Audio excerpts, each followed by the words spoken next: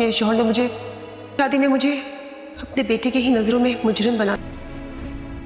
तुम्हारा शामी भाई से दोबारा रहा तुम्हारी पूरी औलाद को रखने की इजाजत नहीं थी। तुमने अपनी जिंदगी खराब कर, वो सिर्फ तब डाइवोर्स दे देगा। जानता हूँ तुम बिल्कुल सही कह रही हो, लेकिन तुम ये बात जिंदगी को बर्बाद करके रख देगा। तुम ये मेरी बात लिख लो, तुम्हारा काम तो और आसान हो जाएगा। हो गया। निकलो तुम मेरे कमरे में से, तुम्हें समझ क्यों नहीं आ रहा? मेरी बात समझने की मान क्यों नहीं लेती कि तुम आप भी मुझसे मोहब्बत करती हो? तुम पागल तो नहीं हो? उनकी बहुत कोशिश के बावजूद आइला कोई भी बात समझ नहीं पा रही थी। वो उल्टा खुद को कमरे में बंद कर लेती है। साकिब साहब तो उसे पहले ही ये बात कह चुके थे कि अगर इसने ओन से तलाक ली तो उसके लिए इस घर में कोई जगह नहीं रहेगी। ओन आइला के लिए खाना भी लेकर जाएगा, लेकिन आइला खाना खाने से भी मना कर देगी। दूसरी तरफ राहत बेगम जैसे ही आइला को समझेंगी कि ओन तुम्हारी वजह से बहुत ज़्यादा दुखी है, तो तुम्हें इसका ख्याल रखना होगा।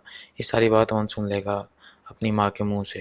ये बात सुनकर उसे बहुत अच्छा लगेगा और वो अपनी माँ पर बहुत ज़्यादा प्यार आएगा उसे, क्योंकि ओन अपनी माँ से जिस कदर नफ़रत करता था, अब वो नफ़रत ख़त्म होने वाली थी।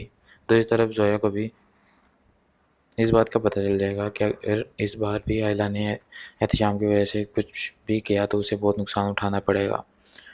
रिमला एक और साजिश खेलेगी। जैसे ही एहतशाम आइला के रूम जाएगा, वो जाकर सबको ये खबर बता देगी और सब आइला के रूम में आएंगे तो दोनों को एक साथ देखकर हैरान रह जाएंगे।